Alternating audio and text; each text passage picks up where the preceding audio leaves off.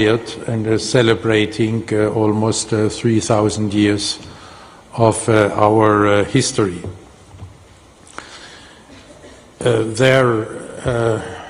I need to mention a quote of Coubertin again, because he has a quote for almost everything.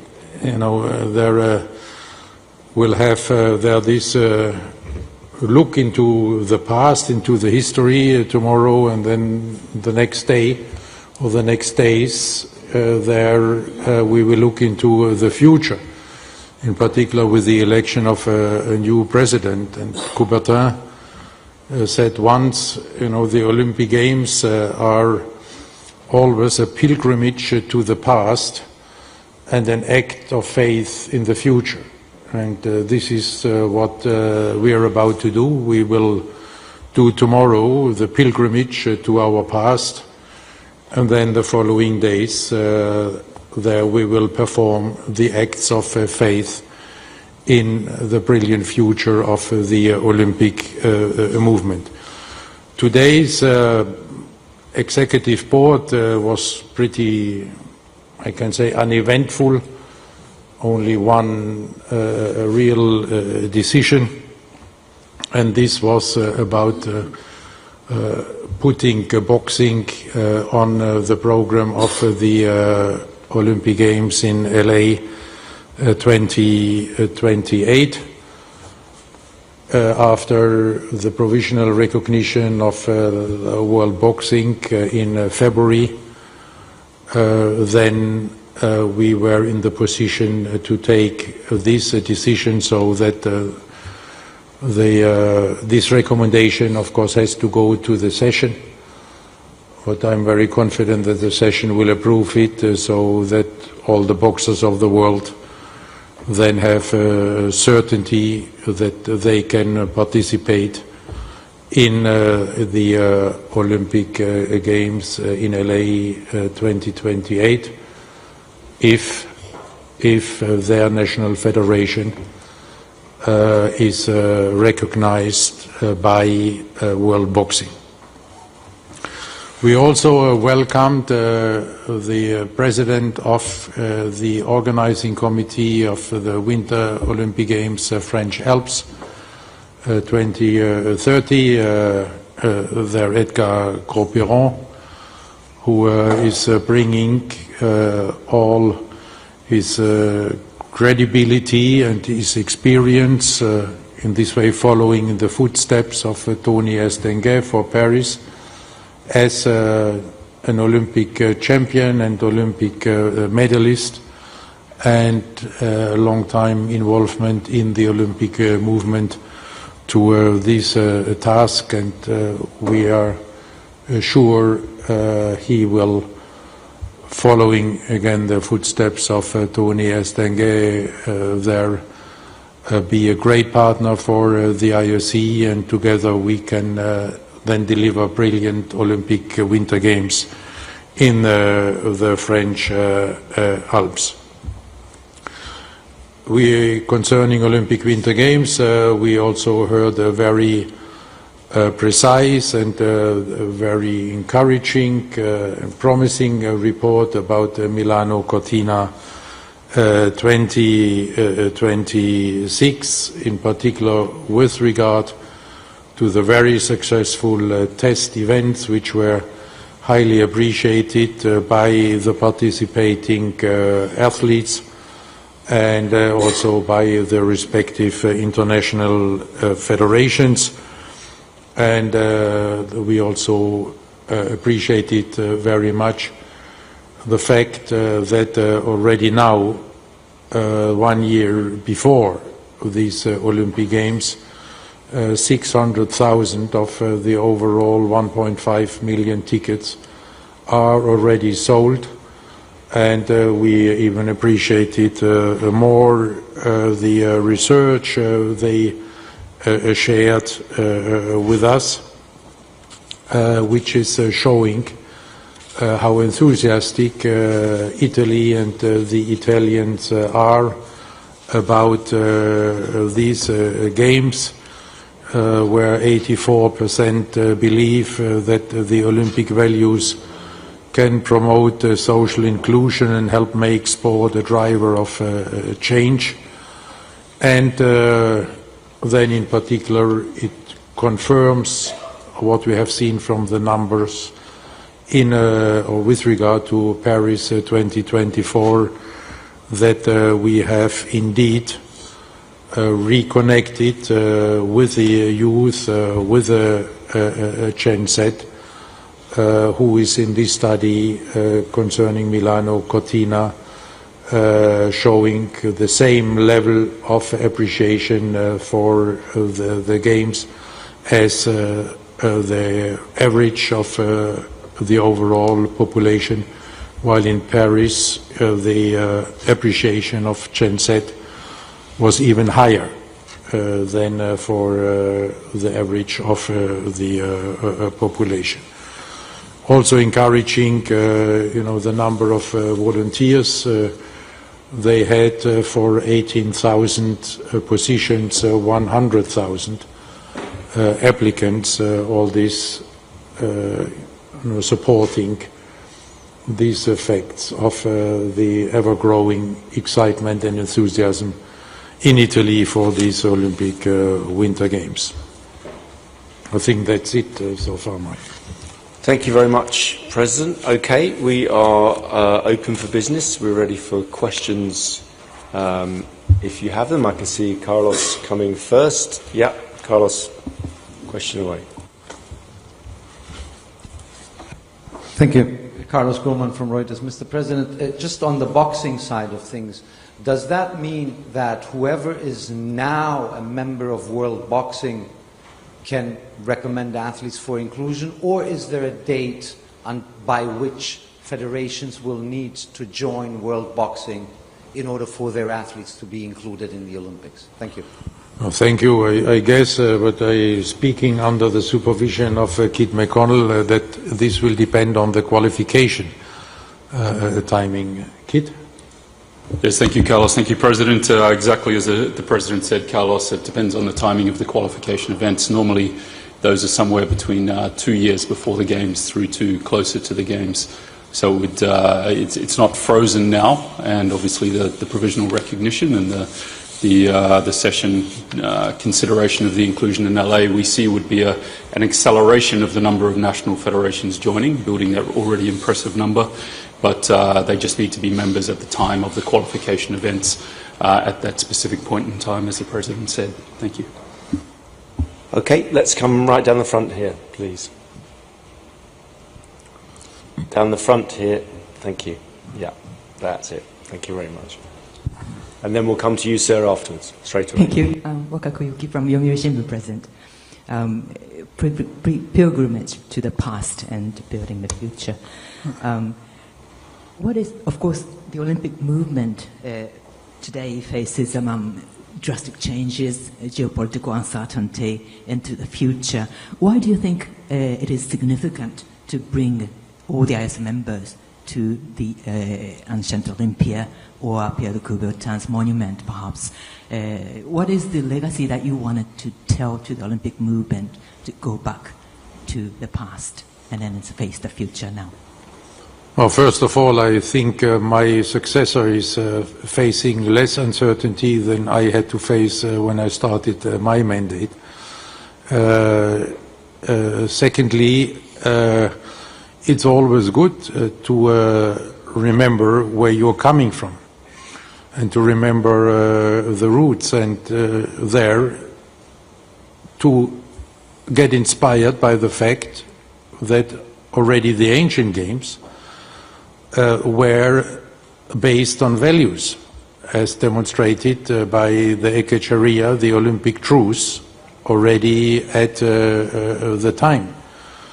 But also to be conscious of how fragile the games are. You know, they were enduring 1,200 years in history, and then when the politics and commercialization took over, when the politics and commercialization became priorities, they perished into oblivion for almost 2,000 years. And I think this is something we always have to have in mind. And what is how fragile the Olympic Games, by all the financial stability, relevance we have gained in the world is, and always to put values first, because this is not only the mission, this is also the conditio sine qua non for an enduring Olympic movement and Olympic Games. Yeah. We're going to go straight back there, and then we're going to come to Graham Dunbar. Christoph Becker from Frankfurter Allgemeine Zeitung. Mr. Bach, I have a question, well, actually concerning the financial stability, because we couldn't help but notice there were quite a few contracts signed in recent weeks.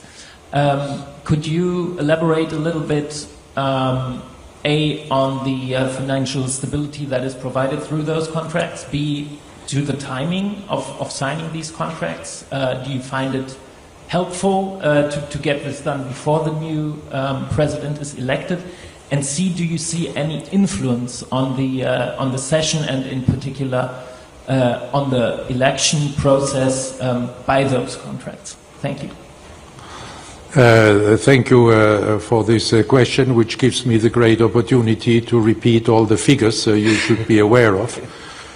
That during my presidency we have achieved a 60% growth in the commercial revenues there, and that already now at the beginning of this Olympiad we have secured 7.5 billion US dollars after finalizing the last Olympiad just a couple of weeks ago, with an overall commercial revenue of $7.7 million, and still having a number of media rights and open, and a number of other interesting opportunities in the pipeline. So we can already now say also in the next Olympiad there will be a growth in the revenues, and it will not stop in 2028 because for the period after we have already secured I think it's 6.9 or 6.7 billion dollars. And even for the period after, for 2032 to 2036, we have secured already $4 billion US dollars. I think that's numbers which speak for themselves. In particular, if you look at the overall environment, and if I look at my colleagues in other international organizations who have there to face significant decline, with the exception of maybe FIFA, but if you look at all the UN organizations and other NGOs like the IOC, I don't think that anybody can demonstrate such a financial stability. And this contract with Comcast NBC is the result of a negotiation which is going on for I think almost a year, if not more than a year, and where the executive board has always been informed about the process and the progress in these negotiations, and has encouraged us to follow this up, because we could with this not only ensure their financial stability, we could also ensure that in the United States the audience in the United States can fully benefit from the experience of Comcast NBC. This is why these negotiations all the time, and then also the signature of the agreement was was very much supported by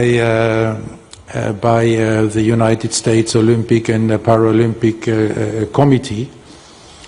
And we could also make sure with this partnership what we made sure with a contract we had with Comcast at the beginning of my presidency, that where we changed there from NBC to Comcast, and we changed at the time from EBU to Warner Brothers, because we wanted to have, and we want to have, gatekeepers who can serve the audience on all platforms, whatever the development for the future is, whether the percentage of the audience on linear TV stays as it is, whether digital is gaining more and more ground, or whether this is happening in parallel, or whether it's about streaming, where Comcast, NBC is also they're in the position to provide through Peacock the US audience with fascinating images from the games. Okay, we're going to go to Graham here first.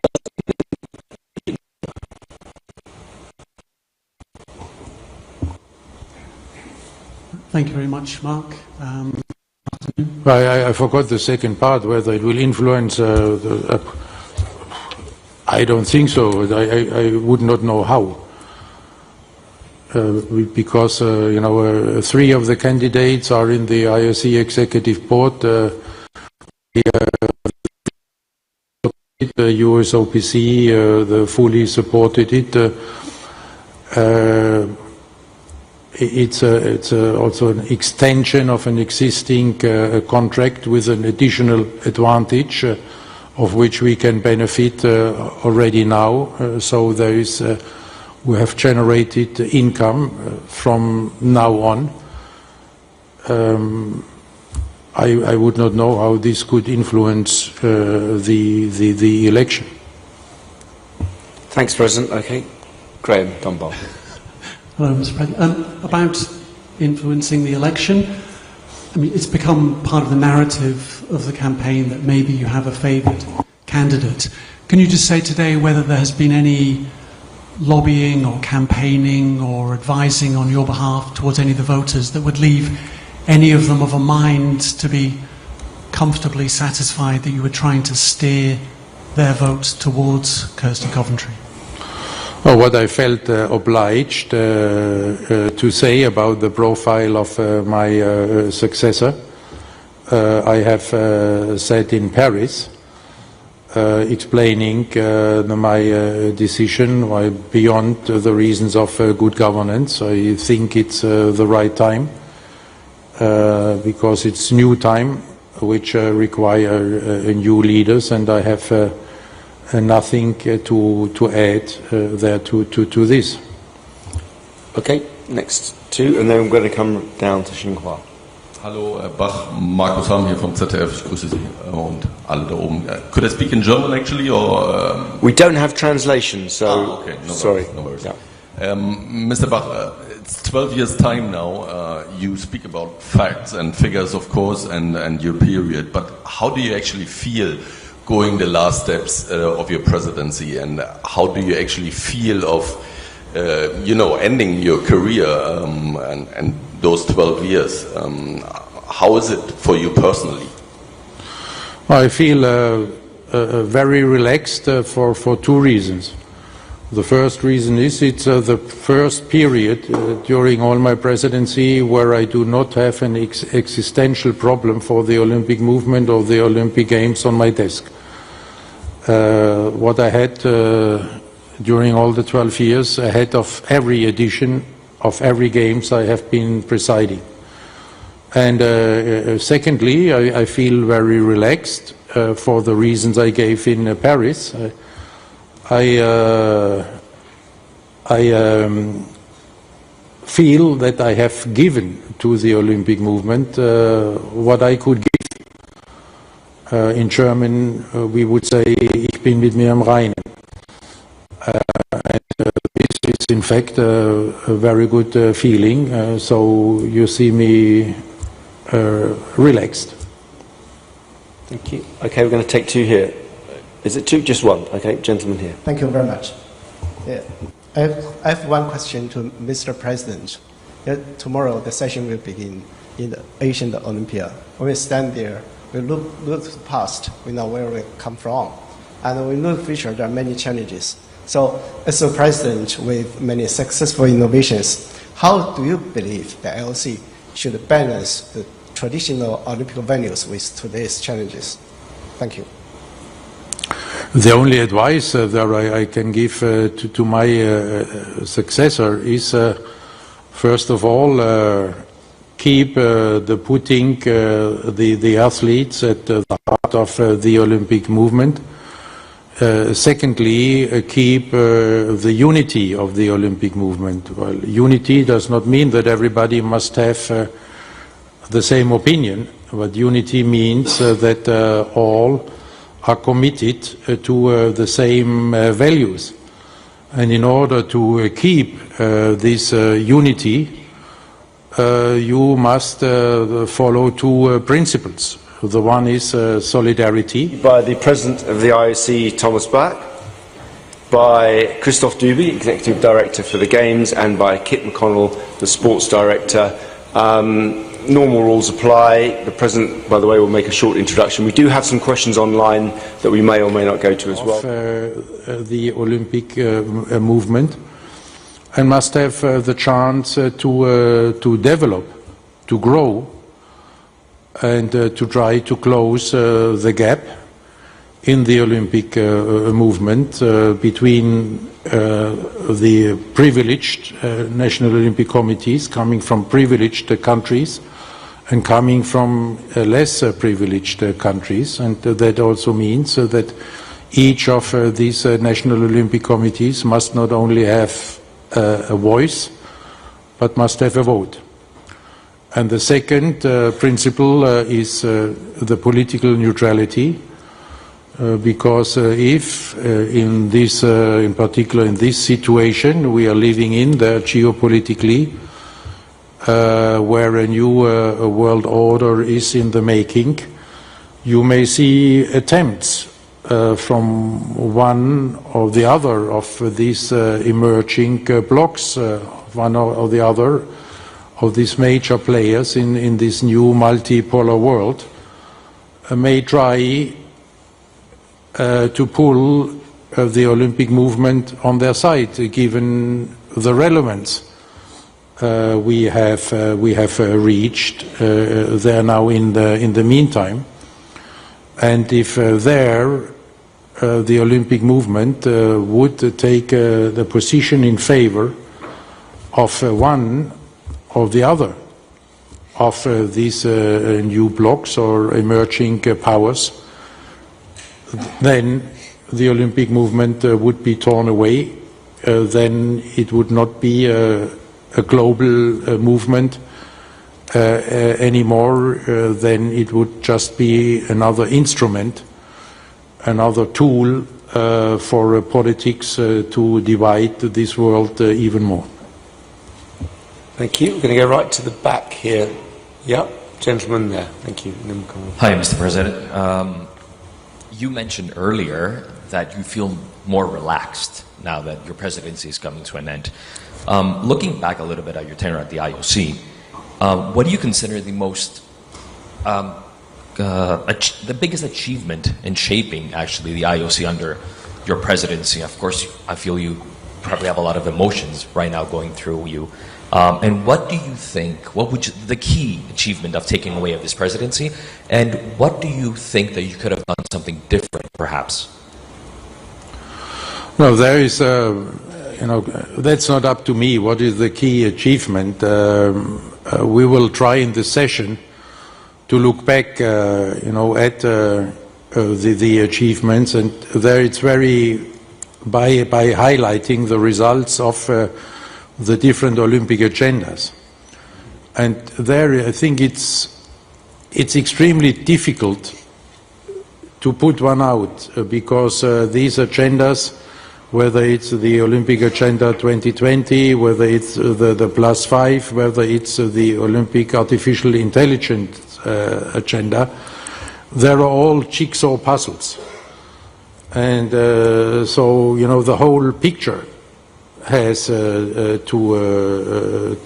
fit. If you can put a focus on gender equality, if you're not looking at the new sports to be attractive for the young generation, you will be disconnected, and therefore very difficult to figure one out. And then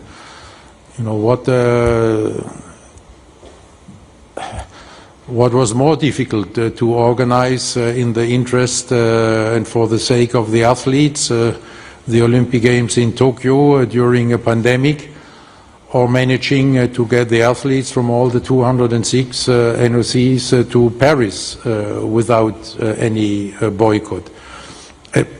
I don't know. It's the summary of the question. I can only ask you then maybe to follow the presentation of Olympic agenda, and then you can choose one, and I will agree then with your choice. Thank you. Yeah, I think there's a gentleman down here who wanted a question.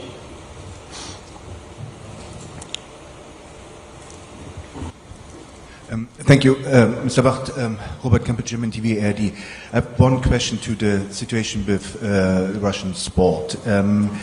Could you tell us, are there at the moment any talks, for example, with Russian sports officials or Russian sport organizations of bringing the Russian Olympic Committee back to the Olympic movement? If yes, could you tell us a little bit about this, the impact of these talks? And if not, in your point of view, what for conditions needs to be fulfilled that these kind of conversations could start from your point of view? We have always maintained on the working level contacts, not on my level or the level of the executive board, but on the working level, the contacts have always been maintained. There is nothing to report on this. There can be no results on the working level.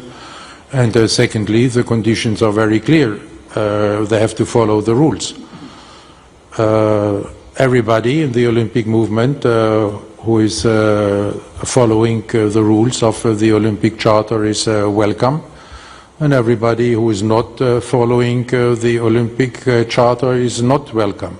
So the ball is in the court of the Russian Olympic Committee. Okay, I think we've come to an end, unless there's a final. Yes, we'll have a final question down here. Mr. Bach, Markus Tepper, ARD German Radio. Looking beyond next Thursday, the transition time between the election and the handover to the new president is about 3 months. And I took a look into the charter, and there's nothing to read about the transition time. And when I remember when you were elected 12 years ago, you put in work high speed. 3 months later, we were in Monaco for an extraordinary session. So why do we have such a long transition time this year? Well, first of all, it's not a long transition time, and we have introduced it exactly for the reasons you are mentioning.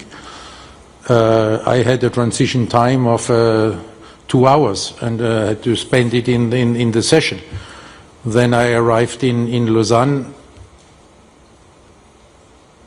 and there was no transition. And this was a situation I did not appreciate, and therefore I made the proposal to the Executive Board to have this transition time as an offer to then the President-elect to come to Paris to be made familiar with the management, with the people, of which I knew the top, but not the rest, to become familiar with working mechanisms, to become familiar with the many institutions and organizations that we are working with, not to have then the new president having to go there and say, you know, I'm the new one, and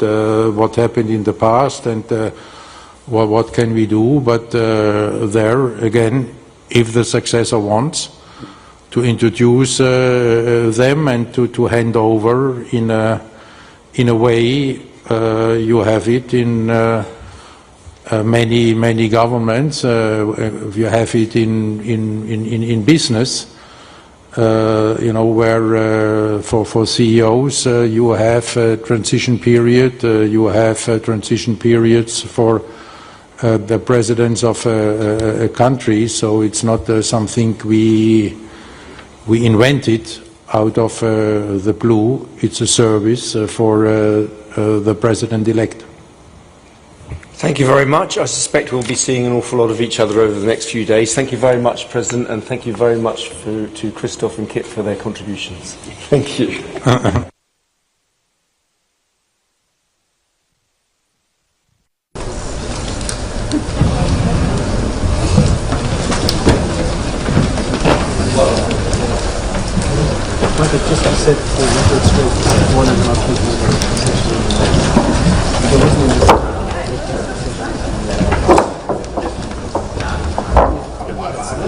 On that one,